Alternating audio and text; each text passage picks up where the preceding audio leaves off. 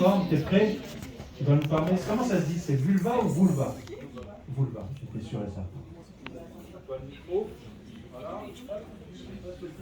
Tu es prêt? Théo, tu regardes, pas moi. Go! Bonjour à toutes et à tous, je m'appelle Théo Calcac et aujourd'hui je vais vous présenter Vulva, un applicateur à tampons biodégradable et je tape directement dans les toilettes. Alors, je vais vous parler un peu de l'idée parce que ça peut vous paraître un peu bizarre venant d'un homme. Mais quand j'étais en vacances cet hiver avec ma copine, à un moment on a voulu aller à la piscine et du coup elle a normalement mis un tampon. Et en sortant, j'ai vu que l'applicateur à tampon c'était du plastique à usage unique. Et je me suis rappelé qu'en cours de DNL, on avait vu la semaine d'avant que le plastique à usage unique, on ne savait pas comment le recycler et on ne pouvait pas le recycler. Et du coup, je me suis aussi rappelé d'une chose évidente. Si vous allez dans un fast-food maintenant, tous les couverts, tous les gobelets, même les gobelets qu'on nous a servis pour boire de l'eau, c'est recyclable, c'est du bambou, tout ça. Et du coup, je me suis dit qu'il y avait quelque chose à faire dans ce domaine-là, surtout un domaine qui est vraiment tabou en France. On a du mal à parler de l'intimité des femmes, on a du mal à avancer sur ça. Et du coup, je me suis dit qu'on avait vraiment quelque chose à faire. Les anciens les applicateurs à tampons actuels, ils ont 3 problèmes que j'ai appelé le triple E, un problème économique, un problème écologique et un problème ergonomique. Et Vulva répond à ces 3 problématiques.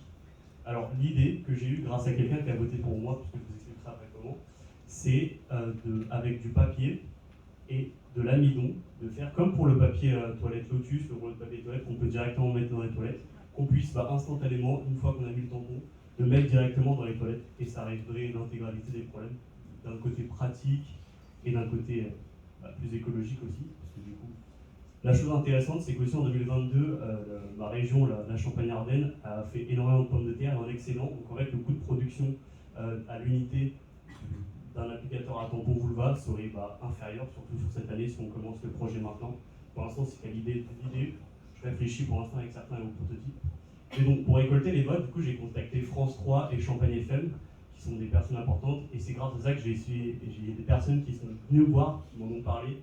Il y a eu un énorme soutien, il y a eu une grande émulation. La semaine dernière, je suis allé voter tout normalement. Et l'adjoint au maire est venu m'en parler pour me dire que c'était un bon projet, qu'il fallait l'amener plus loin.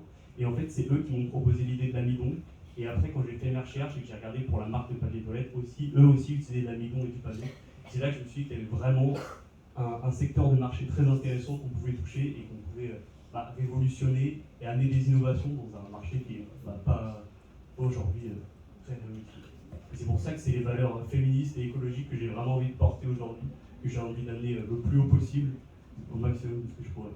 Pour l'instant, au début, j'ai envie de venir en partenariat avec des marques, faire du B2C, du B2B, pour faire des collaborations avec les grandes marques comme Nana, tout ça. Et une fois qu'on aura un capital plus large, faire aussi notre production de tampons, réfléchir à tout ça, mais pour l'instant, juste créer un applicateur, faire des collaborations avec des marques, avec une marque sur les réseaux sociaux très présente, où on montre tout le processus de création, tout le processus qui est derrière, pour créer une marque forte et que ça soit avantageux pour les marques qui collaborent avec nous.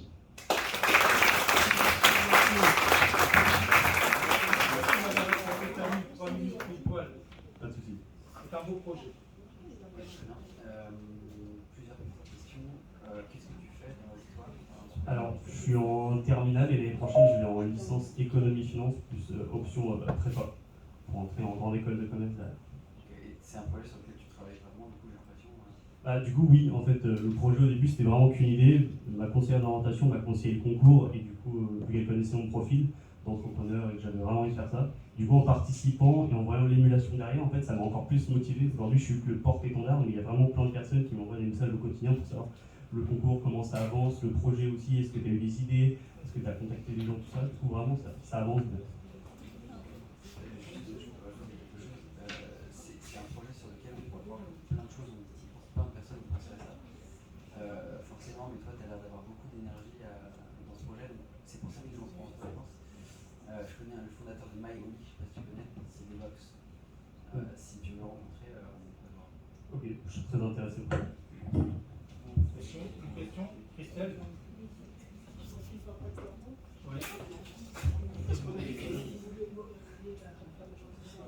Comme tu viens d'arriver, c'est Enchantée, je suis ravie de voir que c'est un homme qui porte ce projet. Je me demande, oui, parce que vous avez sorti, vous m'entendez? Donc je disais que j'étais ravie de voir que c'était un homme qui portait ce type de projet.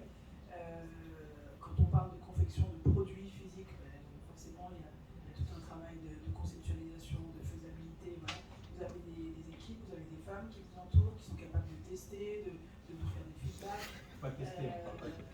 entouré, oui.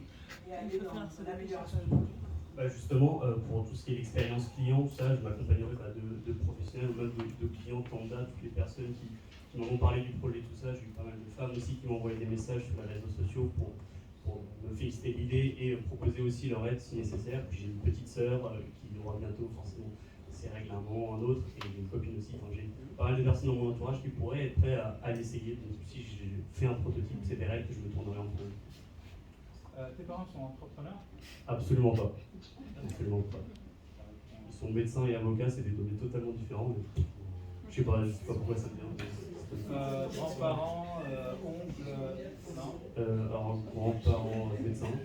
Enfin, mon grand-père est médecin. Vous n'êtes vraiment pas du tout dans la grille de lecture? Pas du tout. Et Très bien. ce qui est intéressant, c'est que mon frère fait école d'ingénieur, que moi aussi, que ma soeur s'oriente pour l'instant pas, même si elle est encore jeune, vers les mêmes études que mes parents. Je sais pas quel profil, pourquoi est-ce que tout a changé, mais c'est comme ça.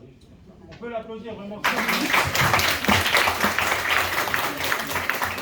Merci Jérôme. Petite photo. Morad, c'est bon?